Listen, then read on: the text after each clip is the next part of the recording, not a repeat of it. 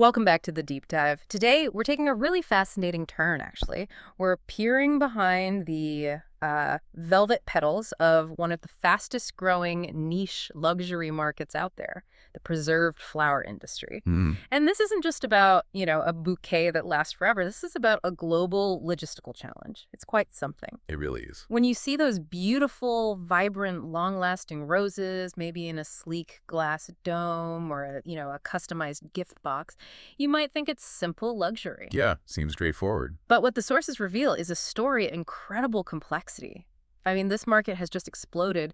It's gone from this niche curiosity to a complex, specialized global business, Yeah. supplying everyone from high-end luxury brands right through to chain supermarkets and major retailers worldwide. It's true. And the appeal, I think, is immediately obvious to the consumer, right? Yeah. You get the beauty, the aesthetic of fresh flowers, but without the expiration date. Zero maintenance. Zero maintenance, maximum lifespan.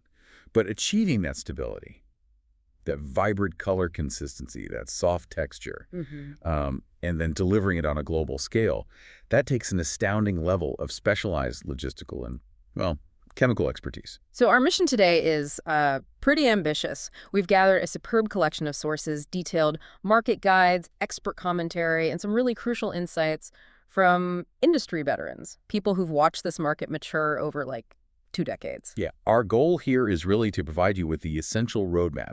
We're going to unpack this complex international supply chain that makes the whole industry tick. Okay. We'll map out exactly where the flowers are grown, sometimes at staggering altitudes, actually then where they undergo this intensive chemical processing, and finally where they're assembled into those retail-ready luxury items. So if you're a buyer or maybe a strategist looking to source preserved flowers efficiently, strategically, this deep dive is basically your essential shortcut. That's the idea. Okay, let's unpack this. Let's kick things off with the foundational structure.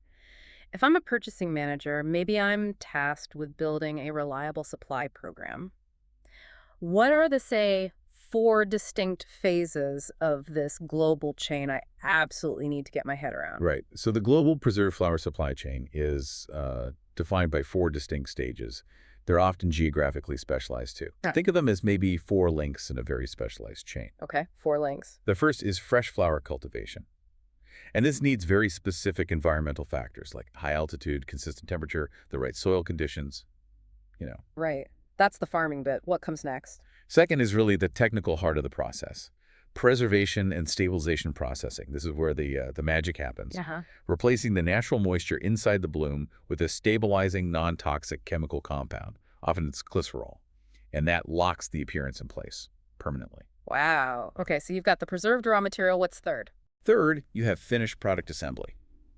So turning those preserved materials into the final retail item. Could be a rose bear, could be a detailed centerpiece, anything like that. And the final stage, getting it to the customer. Exactly. The fourth stage is the standard but still complex process of wholesale distribution and retail delivery, getting the compliant, finished product into the hands of the consumer and often managing those big seasonal surges. Okay, that leads to a really critical strategic question then. If no single region specializes in all 4 stages efficiently, what kind of market inefficiency does that fragmentation create for a global buyer? Well, it creates a mandatory need for global integration, but also complexity and quality control. Right. The fragmentation exists because the regional strengths are just so pronounced and difficult to replicate. For example, Ecuador is pretty much unmatched in high-altitude rose cultivation. That's because of the Andean Plateau. You just can't replicate that climate easily somewhere else. And the other side of that specialization, what about the processing? Well, then you see Europe specializing heavily in complex chemical preservation techniques, particularly for specialty greenery and moss. That's more of an industrial strength, not an agricultural one. Okay. Then you have China. Yeah. China leads not necessarily in the initial growing, but in the large-scale, often automated assembly and the efficient manufacturing needed to produce millions of finished gift units. So the inefficiency is that you have to combine these parts. Yes, you must combine these disparate elements, maybe a flower from the Andes, chemical stabilized in Spain, and then assembly in China just to create one competitive product. And that dramatically increases the complexity of logistics and, crucially, compliance. Fascinating. Okay, let's zoom in on the star of the show, the rose. If we look at raw material costs, the preserved rose is really the backbone of this multi-billion-dollar industry, isn't it? Absolutely. And here's where it gets really important for the buyer, I think. The sources emphasize that rose supply is highly regionalized. Absolutely. The quality of the preserved rose is just intrinsically linked to the quality of the fresh-cut flower it started as. Makes sense? For preserved roses, things like size, petal count, color saturation, yeah, they're paramount. Yeah. And altitude, as I mentioned, is the key driver here. So we generally look at three primary global supply regions, each defined by its geography and its infrastructure. Okay, let's start with South America. That seems to be the gold standard for high volume, high quality roses. That's right. You have Ecuador. They benefit from those ideal Andean plateau conditions, close to the equator, but at really high elevation. Yuri. This unique geography produces roses known for their exceptionally large heads and these vibrant, really saturated colors. A major structural strength you see in Ecuador is the high level of vertical integration, Meaning? meaning many companies there integrate the farming and the chemical preservation process right under one roof. So they often export the preserved rose heads directly worldwide, gives them tight quality control right from the soil to the stabilization. Okay. How does that compare to their neighbor, Colombia? Are they similar? Colombia shares similar cultivation scale, similar high-altitude benefits. They produce excellent material, too. Their strength often lies in perhaps superior logistics and very established trade routes. Ah, logistics. Yeah, making them a consistently major supplier, particularly focused on North American and European buyers, just due to geographical convenience, really. Right. And then China. You mentioned China has a massive footprint, but its role seems different from the South American growers. It's definitely a dual role. Firstly, Yunnan province in China is one of the largest cut flower bases in Asia, so that provides raw materials close to home for them. Okay. Secondly, and this is perhaps more important, you have these advanced processing and manufacturing clusters, mainly in eastern China. They turn China into the critical OEM hub, original equipment manufacturer. Right, the assembly powerhouse. Exactly. They can source globally, they buy from South America too, but they use their superior manufacturing efficiency to assemble, box, customize the finished product at a massive scale. We touched on niche markets earlier.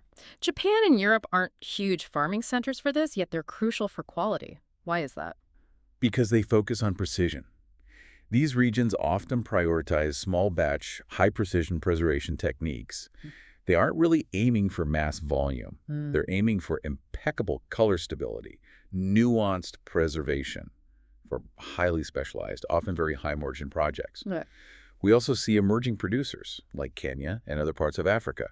They're rapidly gaining ground as cost-efficient suppliers, often targeting European mass-market buyers because of proximity and, frankly, lower labor costs. So thinking about a major retailer planning their huge holiday program, say for Valentine's Day, they're basically forced to mix and match these sources, aren't they? Pretty much, yes. Does that complexity make sourcing the really high-quality roses prohibitively expensive?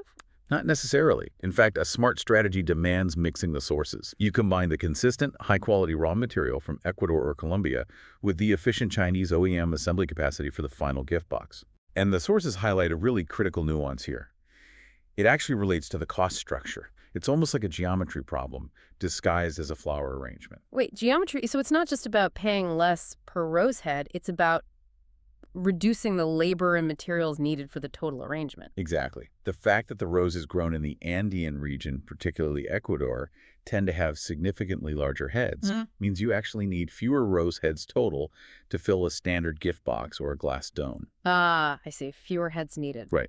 If you reduce the total quantity of heads per arrangement by, say, 20%, you cut the cost of the raw material, the assembly labor, and the packaging materials needed to secure them. So buying just based on the lowest rose head price is a mistake. It can be a strategic error, yes. You have to consider the size and coverage that head provides. That is a phenomenal strategic takeaway. The initial unit price can be misleading. Okay, we've focused heavily on roses, the main event.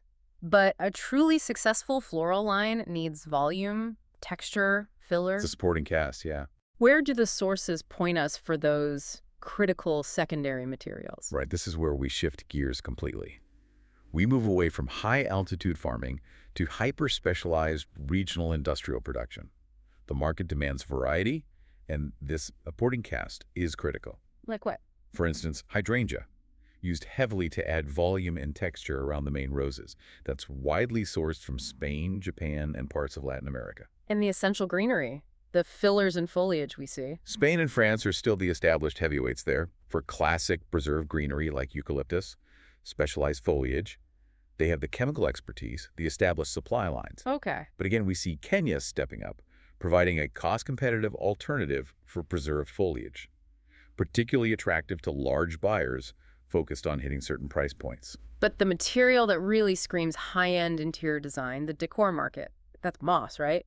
Where on earth do you source preserved, stable moss? That takes us into a highly specialized and often politically regulated region, Northern Europe. Northern Europe. Finland and Sweden.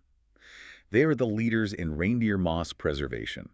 This material requires unique harvesting permits, strict sustainable practices. It's not just pulled out of the ground indiscriminately. Wow. That niche focus drives up its strategic importance and its price volatility, too.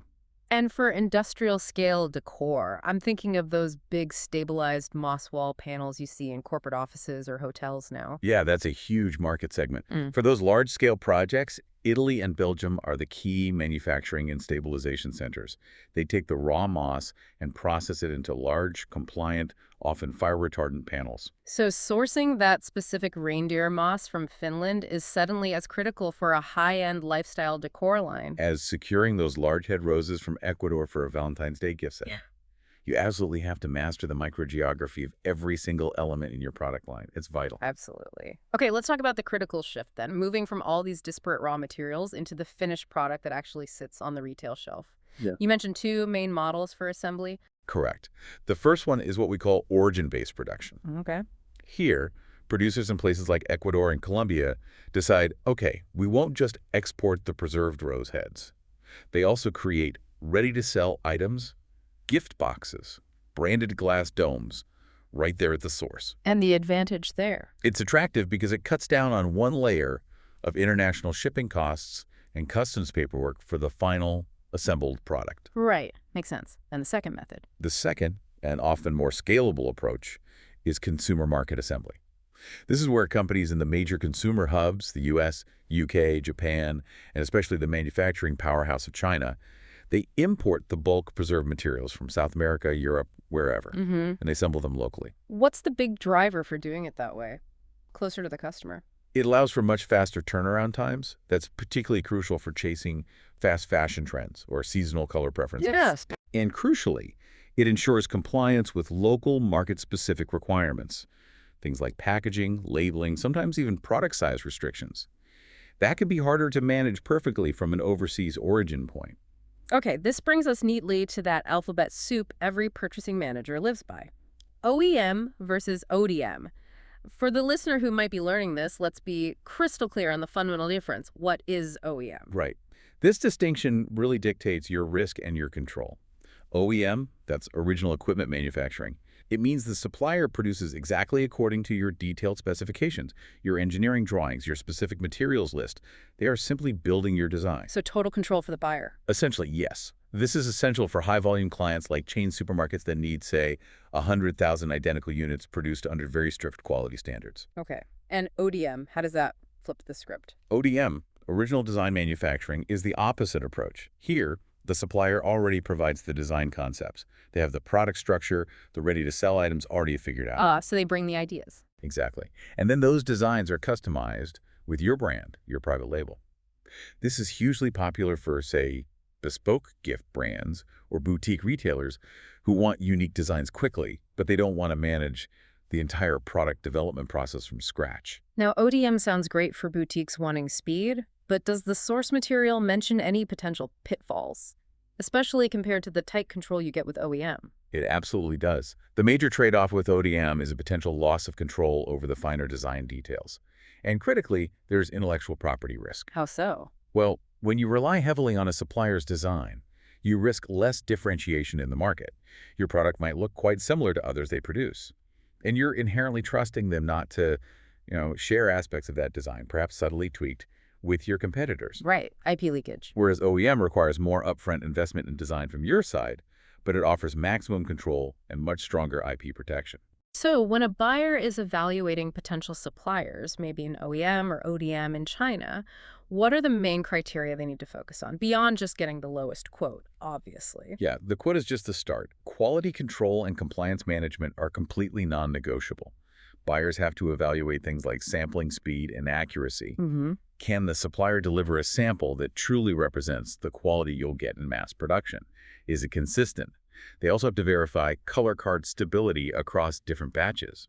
You absolutely cannot have one shipment of passion red roses be slightly different from the next batch. That creates immediate customer complaints. Nightmare scenario. Yeah. And compliance documents are critical, as you mentioned earlier. Left to spend a moment defining why they matter so much to the bottom line. It's not just paperwork, is it? No, not at all. Yeah. They are critical because non-compliance equals delayed revenue. Simple as that. We're talking about phytosanitary certificates, proof the materials are pest and disease-free, which is essential for crossing international borders. We also look at chemical safety standards, like REACH testing for Europe. That verifies the stabilization chemicals are non-toxic and compliant. Missing just one certificate, or even having a minor error on the paperwork, they can stop an entire container at customs for a week, maybe more. And a week's delay in customs, especially for seasonal goods, can cost a buyer an entire holiday season's revenue. So compliance becomes a capacity and timing issue, not just a formality. Precisely. If your Mother's Day shipment is stuck at the port because someone forgot the REC's test document, those beautiful flowers effectively become worthless inventory for your brand. So what does this all mean? Let's try and distill this down into the immediate, practical, strategic planning necessities for someone trying to build a reliable program in this specialized space. Okay, the primary takeaway has to be the timeline. You simply cannot afford to wait. Those major global events, Valentine's Day, Mother's Day, Christmas, they require securing production capacity a full 60 to 90 days in advance. Oh, wow, 90 days. 3 months. At least.